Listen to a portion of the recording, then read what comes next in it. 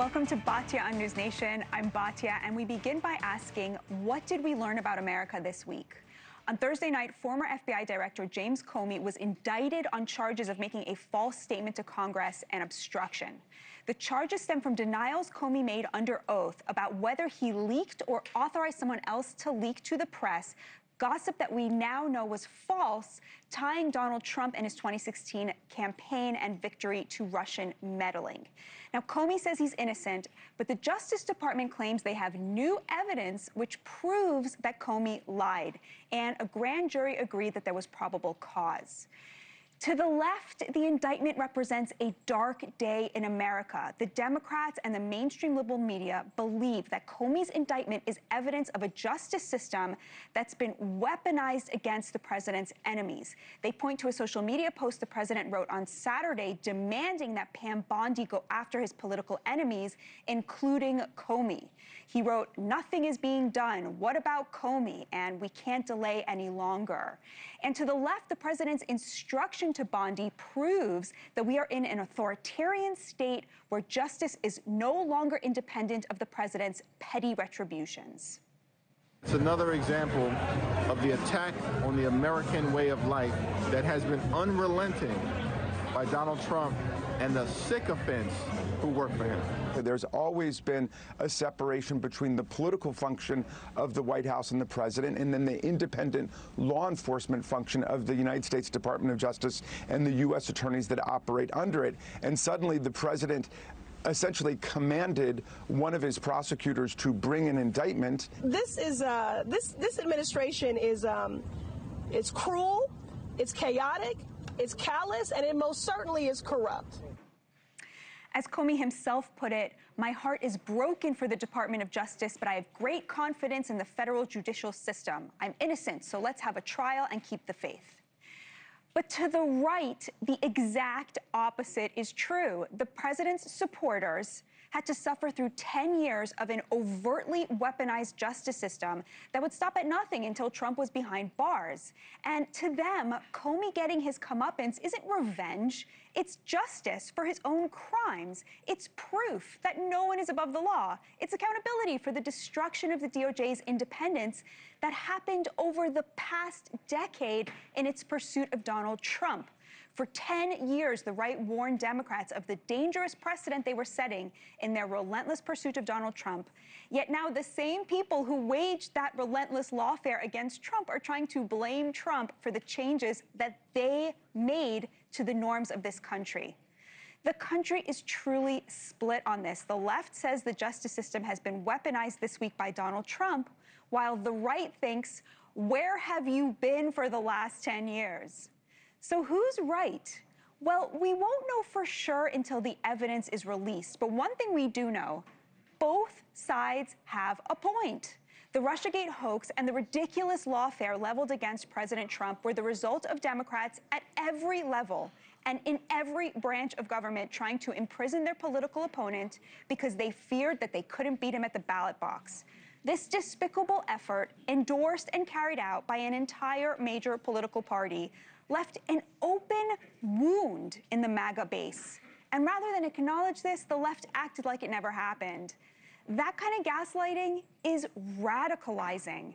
But it is also true that the president posting to social media demanding his attorney general pursue a specific list of targets does look an awful lot like revenge. Both sides have legitimate grievances. MAGA never got justice for Russiagate, and the president seems to have put his thumb on the scale. Trump could very well be right. Comey may be, quote, guilty as hell, as Trump put it. On Friday, the president insisted the indictment was justice, not revenge, and the DOJ may indeed have new evidence proving that Comey lied to Congress. But James Comey also may be innocent of these specific charges. That doesn't mean that Russiagate didn't happen. It certainly doesn't make him a good guy. It means that instead of an obstructor of justice, James Comey is just a run-of-the-mill, sanctimonious hypocrite who himself celebrated Trump's political prosecution, smeared Trump falsely as a Russian plant, and tried to destroy Trump's presidency and his reputation in every way that he could. Now, that's a lot less satisfying than calling him a criminal, but it may be more true. Only time will tell. The indictment of Comey is kind of like that duck-rabbit drawing. You look at it from this side and it's a duck, and then you look at it from that side and it's a rabbit. You look at the Comey indictment from the right, it's justice. You look at it from the left, it's revenge. And in this moment, that's the right way to view the Comey indictment, to understand it from both sides, to toggle between them. If you see a rabbit, try to find the duck. If you see the duck, try to find the rabbit. Bring some compassion to the fear that the left is experiencing if you're on the right, and the rage that the right has had to carry over how its tribune was treated if you're on the left. Try to see the Comey indictment how your fellow Americans who you disagree with see it. They're not wrong, just like you. Now, the economy, too, has that duck-rabbit feel to it. The economic prognosticators have been predicting financial ruin for the country since President Trump took office. And yet, time and time again, they've been forced to revise their numbers. Just this week, new revisions found that the GDP grew in the second quarter by much more than initially thought, 3.8%. And that was the result of stronger consumer spending than initially estimated. We sat down with Commerce Secretary Howard Lutnick to explore the gap between perception and reality on the economy. So back in Christmas time, before President Trump assumed office, there was a big blow-up between Elon Musk and Vivek Ramaswamy and the MAGA base over this issue of H-1B visas. And it seemed like this kind of breaking point potentially between the tech bros who had been brought into the coalition and then the working class base that really feels that these should be jobs that Americans are prioritized for. Fast forward to May, President Trump and Elon Musk had a bit of a falling out as he left the office, but we just saw them speaking in a very friendly manner at Charlie Kirk's memorial. Has there been a thawing in that relationship? Donald Trump is a really kind person. You know, the media, you just don't see it. But I've been friends with President Trump for over 30 years. And because I'm in New York and I've known him, and Steve Witkoff and I, you know, we arm wrestle for who's the best friend of the president in the administration. But, you know, he's a very kind person. And so he's going to forgive Elon. Mm-hmm. Will he forget? No, he doesn't forget. Okay? So he's going to be kind and he's going to be warm as he is as a person. Mm-hmm. But do I think it's going to go back to being lovey-dovey? No, I think Elon Musk had that. He had really earned the president's friendship and admiration. And then in his departure, he expressed a part of himself that was very negative. And I don't think the president's going to forget that negativity. He's going to be kind, and he's going to be warm as he is, and he will be friendly, and he will be nice, because he is incredibly nice.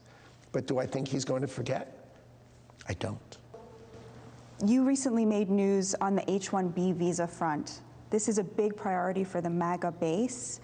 First of all, can you clarify, is it a yearly $100,000 fee, or is it a one-time fee? And also, does it apply to visa holders, or is it only for new applicants? So as of this moment, but this, remember, this procedure and process goes into effect in February of 2026.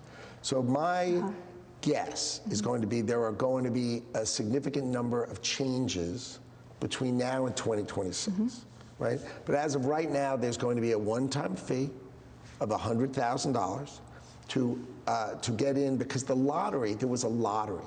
These H-1B is a lottery.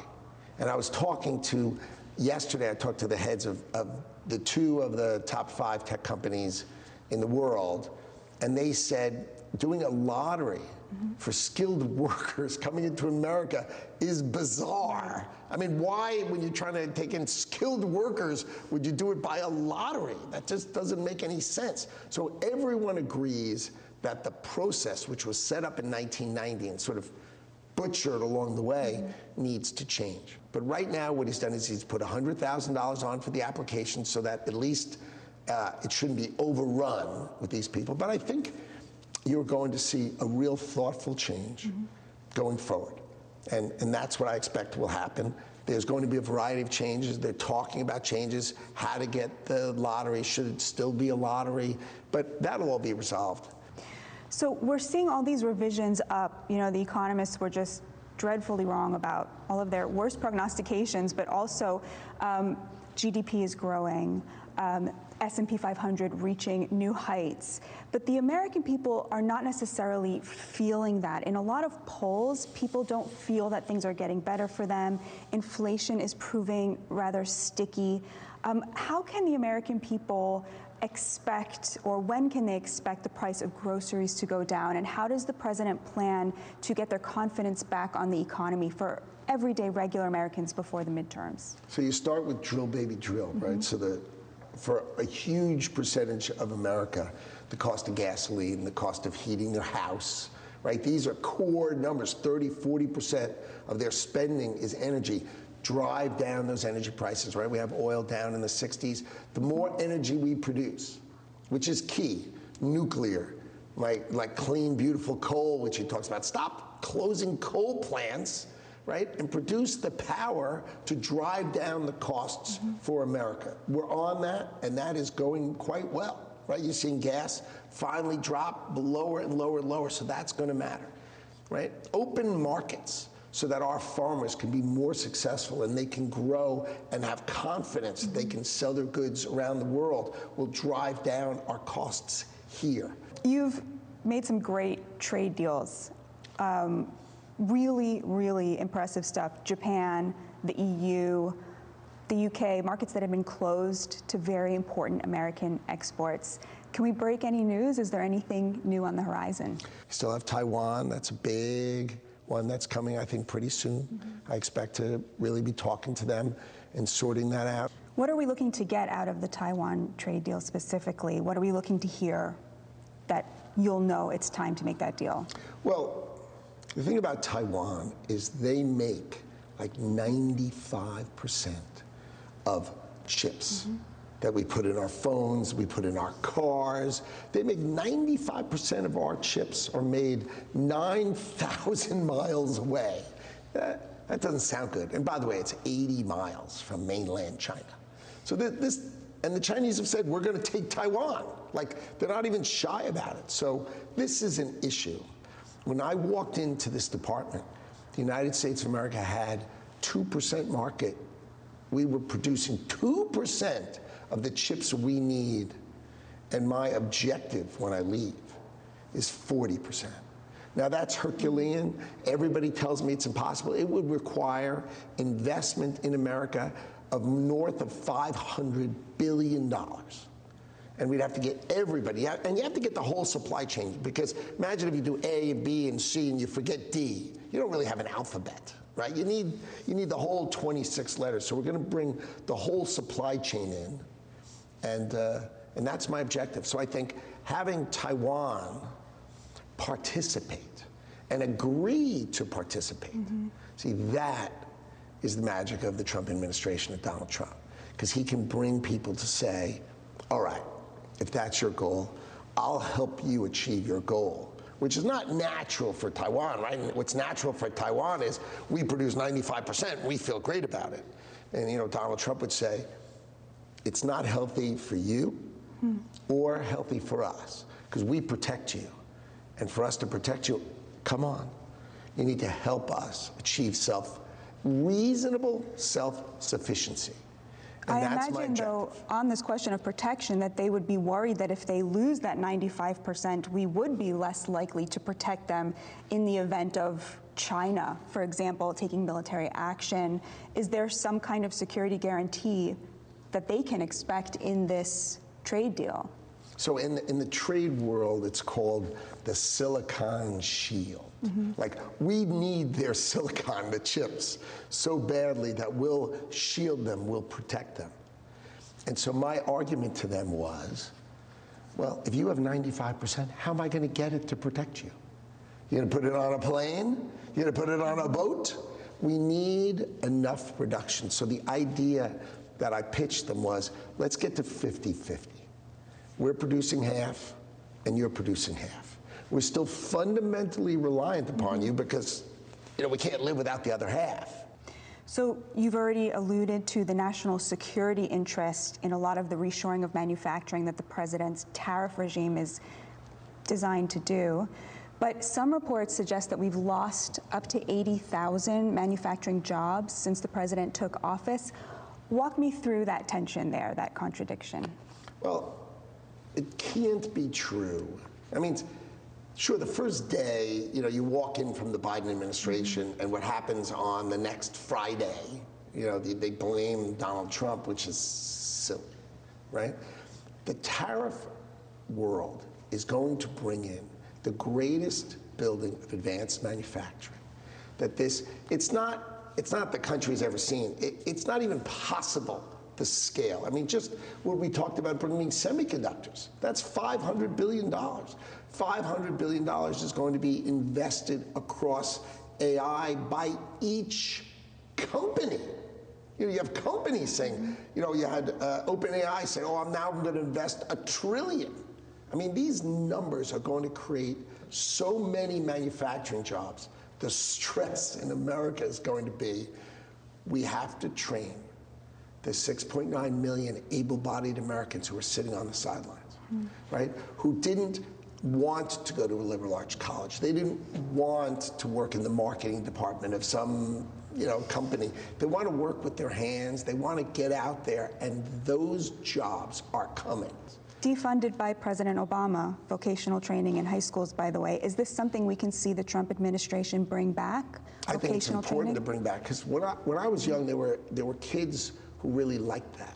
And when we stopped embracing those people for really who they are and tried to jam them into some other world, we lost them. And those are the just under 7 million able-bodied Americans who are sitting on the sidelines because they just don't feel that the jobs are available to them that they really like, right? Because we took auto manufacturing, went to Canada and Mexico because of NAFTA, which was crazy town. I mean, it was so ridiculous to take jobs out of Michigan and Ohio and send them to Mexico and Canada. This focus on blue-collar workers, I think, is very systemic throughout the administration. It's why President Trump won the majority of Americans who make under $100,000 a year. Working-class people do really see these policies as putting money in their pockets. My question would be, now that we've seen this political realignment to where the GOP has become the party of the working class, and the Democrats now represent, 9 of the 10 richest counties in America, the majority of Americans making over $500,000 a year, why is the GOP still cutting taxes for the rich when the rich are Democrats and their own voters are working class people? See, that's just a misperception. What was the key to the One Big Beautiful Bill? No tax on tips, no tax on overtime, no tax for our seniors on Social Security. All of those things paid for, right, by the tariff revenue that's coming in, right? This is Donald Trump's sets of goals. They are designed to help those Americans who are the hardworking Americans who are working for tips, who are working for overtime, and our seniors for Social Security. These are that model. The fact that he kept the same taxes that he passed last time, they call it a giant tax cut. But the fact is, it's just the same taxes as we had last time. Nothing changed. He didn't give a tax cut to any rich person. That is just not true. The objectives are no tax on tips, no tax on overtime, no tax on Social Security, to go for the union laborers, working class. He is the first Republican president who actually understands that hardworking Americans, this are good American jobs. Last question. I want to play you something that the president said when he was asked about the future of the GOP and the bench and who he sees as the potential future. We have a great bench, as you know that. We have great talent. And J.D. and Marco and Scott Bessen's been great, and Howard. They're all, we have such superstars. Mr. Secretary, are you running for president? I am running for helping Donald Trump be the most successfully possible kind. I have 3.5 years to make fundamental difference for America. I sold everything I owned to take this job to help America. And someone said, what are you doing next? I tell you what I'm doing. I'm doing 3.5 years of being the most effective I possibly can to raise all the things we talked about today. You know, no one's ever brought in $1 trillion with their right hand and $1 trillion a year with their other hand, right? And go execute these plans. I have so much to do that I am just going to serve my president as well as I possibly can, and I'll worry about the future another time. Thank you so much, Secretary Lutnick. Thanks. We also asked Secretary Lutnick about meme coin and whether Trump is monetizing the presidency. You can catch his answer to that and much more. We're posting the full interview on our YouTube page. Head to youtube.com/@NewsNation to watch that. Up next, the creator behind one of the most popular news satire sites, the Babylon Bee, joins our media panel because we love to laugh at the media.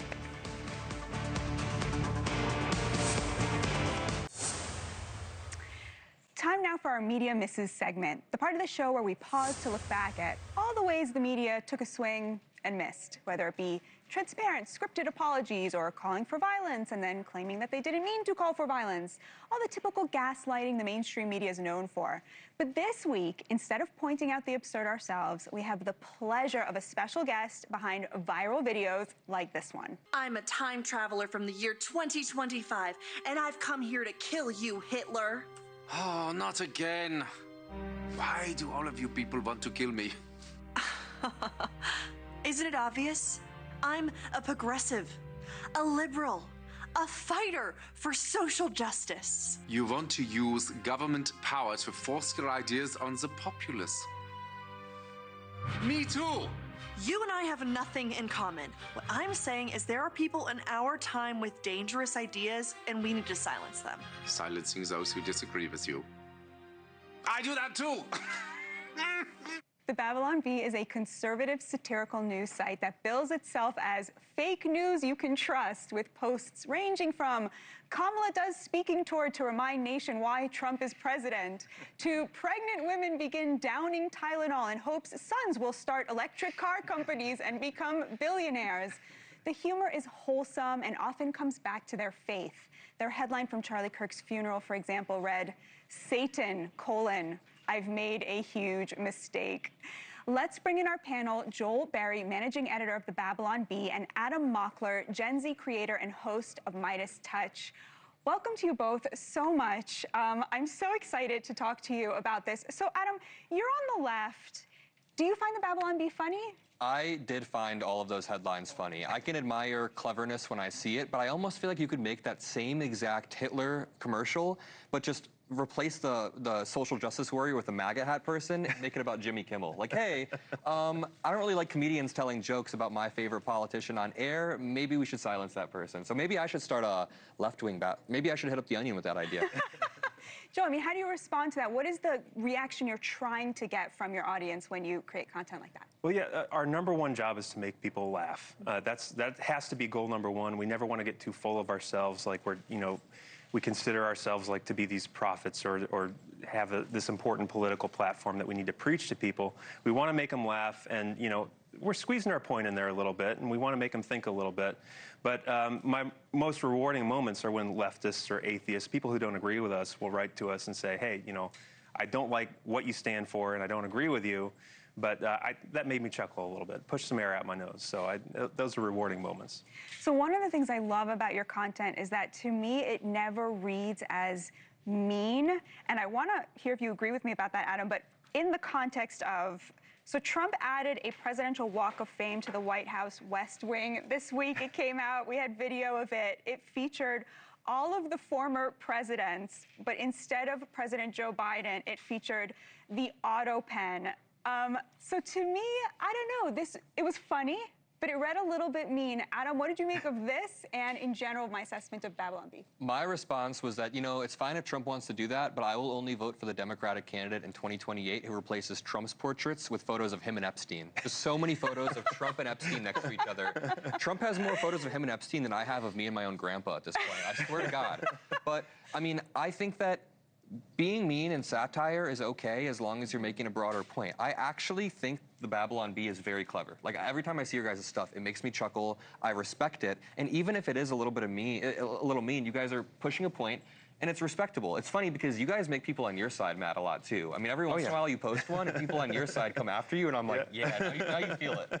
Yeah, we can't get too cozy with our side, you know. But, like, people say that, you know, okay, Trump has set this precedent of kind of trolling Biden with this Hall of Fame wall. You know, I do like the idea, just the satirist in me likes the idea of future presidents just turning that into their trolling wall. Like every previous president, they're going to like draw devil horns on people and mustaches. I think it'll just be fun. And it is, the fact that Trump has kind of made politics fun again, you know, it is a little mean-spirited, but I think it also, he brought up he has this way of trolling people, but also bringing their attention to an important point, which, you know, in the case of Biden with the auto pen, a lot of people don't know how many documents were signed by Biden using the auto pen. It was over 1 million documents. And if you consider the fact that, you know, he was on vacation 40% of his time in office, he only had 5 to 6 hour work days, you're talking about 1,600 auto pen documents signed every day, potentially like 320 an hour. No one believes he knew what he was signing all the time. So I think it's a point that's worth at least looking into and investigating. And Trump kind of has that way of using, like, you know, theatrics and trolling to draw people's attention to an important news story. Can I say, I understand that he's joking for sure, but one thing that worries us about Trump is that you can never find the line of when he's done joking and being serious. So I was in a debate the other day, and I was like, you know that Trump directly asked Pam Bondi, his attorney general, to go after these 3 people, then Comey was gone after. And the person was like, that was a joke. You realize he's being sarcastic when he says that. And I'm like, you can't just run defense for every insane thing Trump says with no precedent before. No president has ever asked their attorney general on social media to go after someone, and then 4 days later they're gone after. That's not a joke to me. So I feel like at some point the president's word has to mean something. Yeah, that's true. The problem with being funny all the time is that you do kind of have that plausible deniability of you can always fall. You can put the clown nose back on and say I was just joking. That's the advantage that the Babylon Bee has, and it's really fun. But you know, the president, you should be able to take his words a little more seriously. So it's just something you have to be careful with. You know, I wonder sometimes, is Trump a one-off, or has he ushered in kind of this new era of politics that is full of a lot more comedy and trolling? I don't know. Did he make your job harder because he is so funny? He made it easier. I don't know what we're going to do when he's gone. I mean, the funny thing about Trump was, so the Babylon Bee started in 2016. We were telling mostly church jokes, making fun of kind of American evangelical culture. We're all Christian guys from the 90s, so all these inside jokes. Then Trump was elected in 2016, and suddenly kind of the evangelical world was divided over whether or not we could support this guy in good conscience. And so many comedians lost their sense of humor in that time. They took themselves way too seriously. They took Trump way too seriously. And we had this guy that was just this hilarious, you know, character that we didn't have to do much. The jokes kind of wrote themselves. Shane Gillis, another comedian, he has this great bit in one of his stand-up sets where he's basically just rereading one of Trump's speeches, and he doesn't even modify it, and it's his funniest bit that he does. And so I worry sometimes. You know, Trump was great for material. Biden was great for material because he was this old senile guy. When these guys are gone, I don't know what we're going to do. We're going to have to come up with some more material. It feels like we've entered this new era of politics that's based on attention, the attention economy, and Trump seems to be the first one that cracked the code. I mean, Obama gained a lot of attention, but Trump was intentionally controlling the headlines. So if we have a candidate in 2028 who understands the attention economy, then we may still have material. Like, look at the way that Gavin Newsom has been posting relentlessly. He understands. He's trying to out-Trump the Trump. Yeah, you have to. All right, we got to wrap it in one word, Adam. Do you find Trump funny? Yeah. Yeah, sure. Fine. You got to beat it out of me, sure. Adam Mockler, Joel Berry, thank you both so much for being here. Thank you. Coming up, you heard Secretary Lutnick say it earlier, Trump will forgive, but he won't forget. So what does that mean for James Comey? Chuck Rocha and Kari Lake are here to talk about that next. It's about justice. It's not revenge. It's also about the fact that you can't let this go on. They are sick, radical left people, and they can't get away with it. And Comey was one of the people. He wasn't the biggest, but he's a dirty cop. He's always been a dirty cop. Everybody knew it. That was President Trump weighing in on former FBI Director James Comey being indicted for obstruction and perjury charges over statements that he made to Congress in 2020. The charges against Comey followed a push from Trump to members of his administration to bring charges against Comey as well as others. Here with us now, he is the host of the Rocha Revolution on Substack, a New York Times opinion contributor and president of Solidarity Strategies. Chuck Rocha is here with us, and she is the acting CEO of United States Agency for Global Media. Kari Lake joins us. Thank you both so much for being here. So I think this is really the question dividing the nation right now. Is this prosecution of James Comey justice or is it revenge? Let's start with you, Kari. How do you see it? It's absolute justice. I mean, this has been going on for a long time. We watched in horror as during President Trump's first administration, the deep state, the bureaucracy in this town tried to bring him down every way they could. And it's been a long time coming. He lied. It's a proven fact that he lied. And with this new administration coming in and unsealing and declassifying a lot of information, we're going to be seeing justice for the wrongdoing that has been perpetuated. Not just President Trump, but the American people. Chuck. You know, it's interesting. That's always proven that if you mess with Donald Trump, you're going to get the sword. And he just proves it over and over again. Funny thing about this one thing with Comey, though, if you ask a lot of Democrats that supported Hillary Clinton, they remember James Comey's name, and they ain't too upset about it, to be honest. Like, they're like, well, I guess the old boy got what he deserved. But, you know, if you look back on it, this is retribution because there's a lot of stuff that went against Donald Trump and a lot of folks in his cabinet. And Donald Trump is the president right now. I even tell Democrats that I'm a plain-spoken Democrat when I'm like, look, if you're going to get out there, you better get out there. But if you want to cross Donald Trump, you better be careful. Chuck, can I ask you, do you understand why the MAGA base feels like the Russiagate investigation, the hoax, all of the language around Trump being in Russia's pocket is this kind of open wound that demands some kind of justice? Yeah, there's an open anxiety that Democrats don't get in the American public because they've lost touch with regular workers. What Donald Trump has done is tapped into that. Whether it was Russiagate or something else, they see something like a big government picking on somebody that they like, and it's nothing more or less than that, and it's just one of another thing that they think that they see of somebody getting retribution against something that's getting put on them that may or may not be true, and it's just about that anxiety I think the American people deal with every day.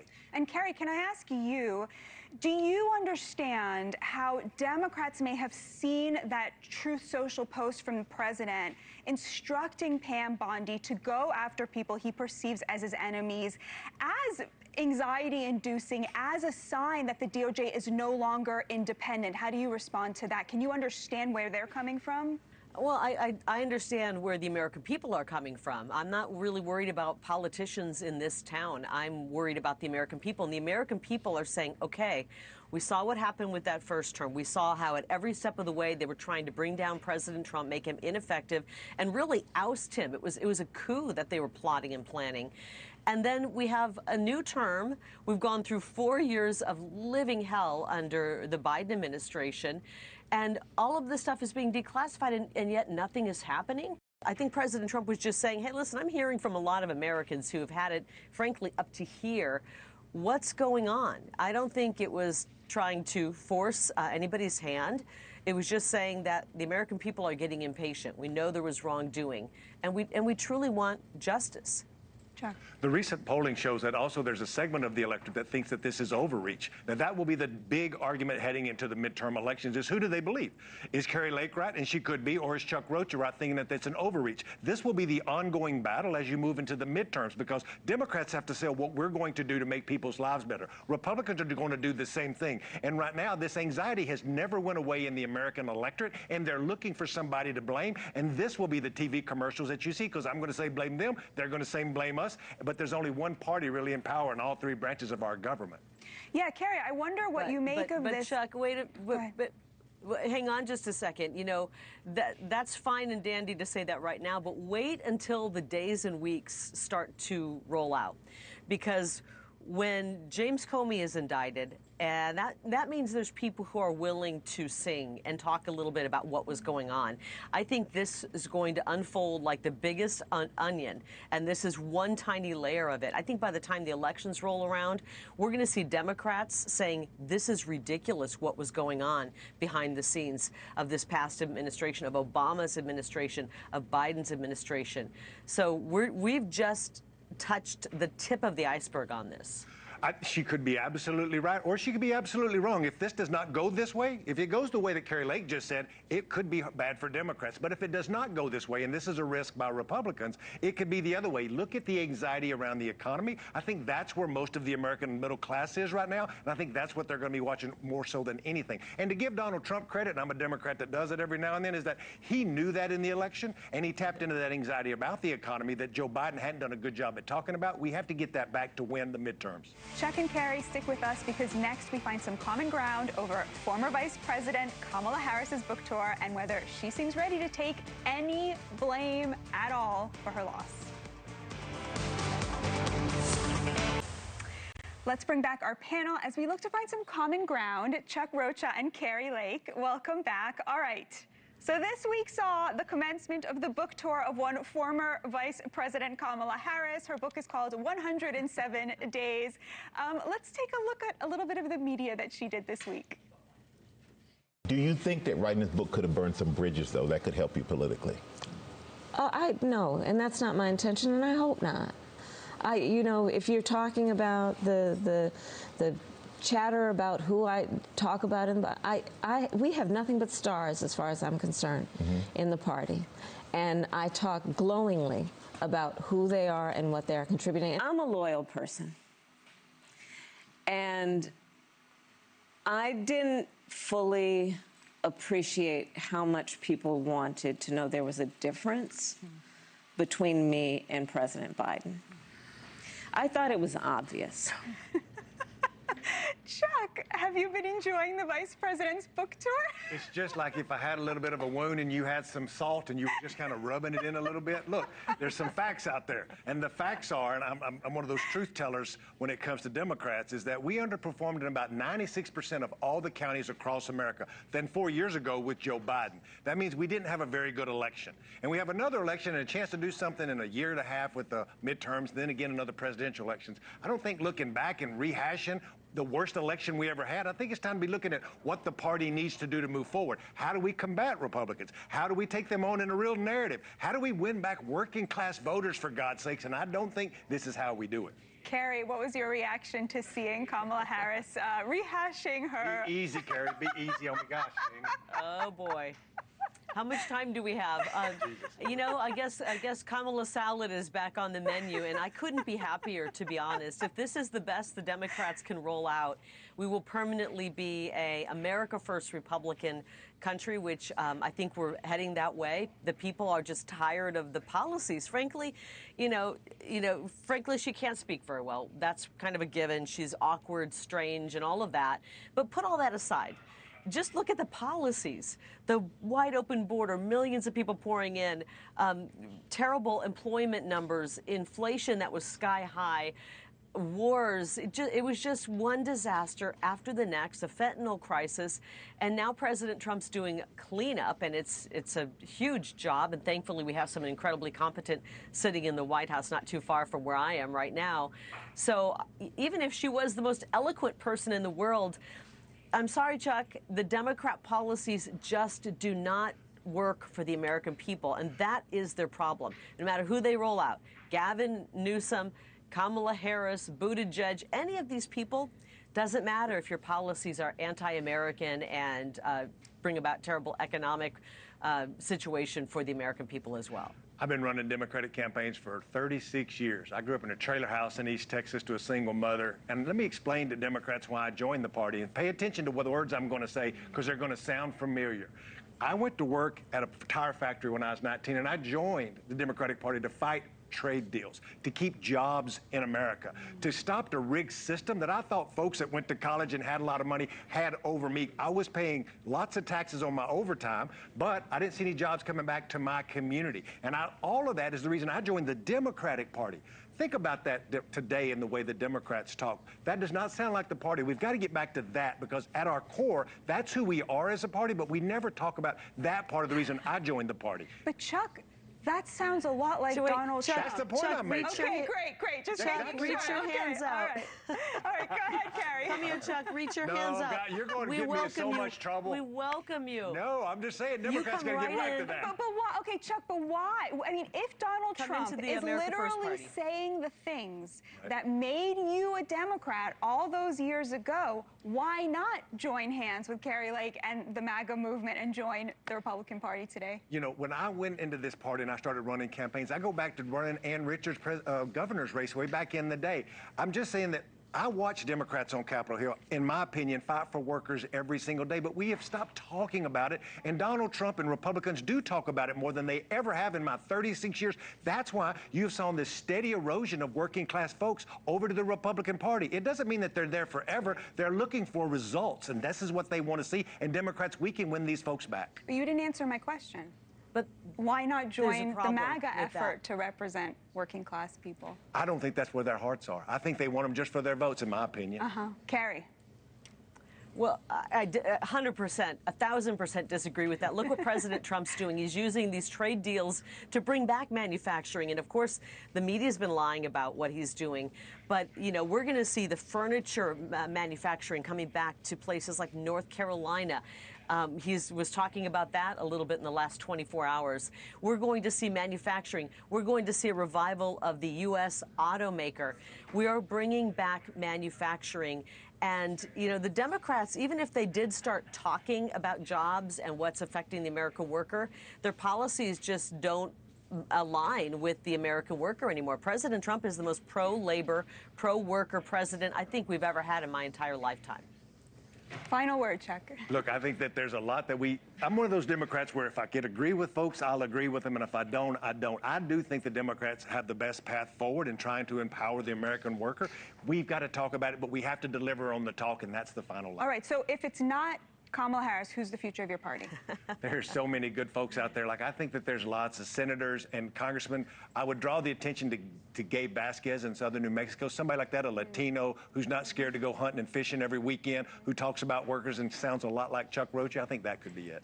Chuck Rocha, Kari Lake, thank you both so much. Thank you. Ahead, justice versus revenge. I'll talk the line between the two right after this.